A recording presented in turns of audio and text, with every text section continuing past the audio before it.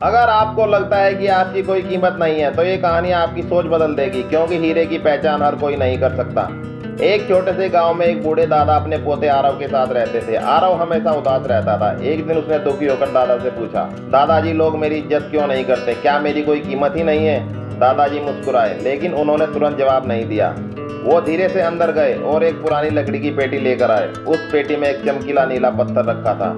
पत्थर इतना चमक रहा था जैसे उसके अंदर पूरा आसमान छिपा हो। दादाजी बोले, बेटा इस पत्थर को लेकर बाजार जाओ। 4 अलग अलग दुकानों पर इसकी कीमत पूछना, लेकिन याद रखना इसे बेचना मत। पहली दुकान सब्जी वाला। आरव सबसे पहले सब्जी वाले के पास पहुंचा। चाचा इस पत्थर की क्या कीमत होगी? सब्जी वाला पत्थर को घुमाते हुए बोला, वाह अच्छा चमक रहा है, मेरी दुकान सजाने के काम आएगा। इसके बदले में मैं तुम्हें 2 किलो आलू और 1 किलो टमाटर दे सकता हूँ। आरव थोड़ा हैरान हुआ, बस इतनी सी कीमत? वो चुपचाप आगे बढ़ा। दूसरी दुकान खिलौने वाला।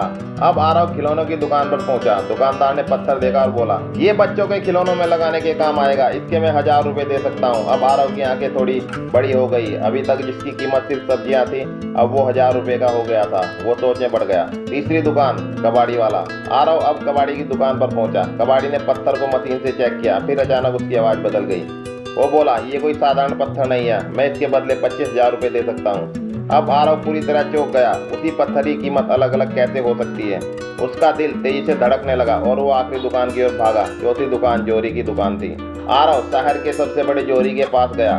जोरी ने जैसे ही पत्थर देखा उसके हाथ कांपने लगे। उसने तुरंत अपनी मशीन निकाली और ध्यान से पत्थर को देखने लगा। कुछ देर बाद वो खड़ा हो गया और बोला, बेटा ये कोई साधारण पत्थर नहीं है, ये बहुत दुर्लभ नीलम है, मैं इसके तुम्हें 50 लाख रुपए दे सकता हूँ। आरव के पैरों तले जमीन खिसक गई। वो पत्थर लेकर भागता हुआ दादा के पास पहुंचा। आरव ने सारी बात दादा को बताई। दादा मुस्कुराए बोले, बेटा पत्थर वही था, लेकिन हर दुकान पर उसकी कीमत बदल गई, क्योंकि हर इंसान की समझ अलग होती है। सब्जी वाले के लिए वो सिर्फ सजावट थी, खिलौने वाले के लिए सामान, कबाड़ी वाले के लिए कीमती चीज, लेकिन चोरी ही उसकी असली पहचान जानता था। दादा ने आरव के कंधे पर हाथ रखकर कहा, जिंदगी में अगर कोई तुम्हारी कदर ना करे तो खुद को बेकार मत समझना।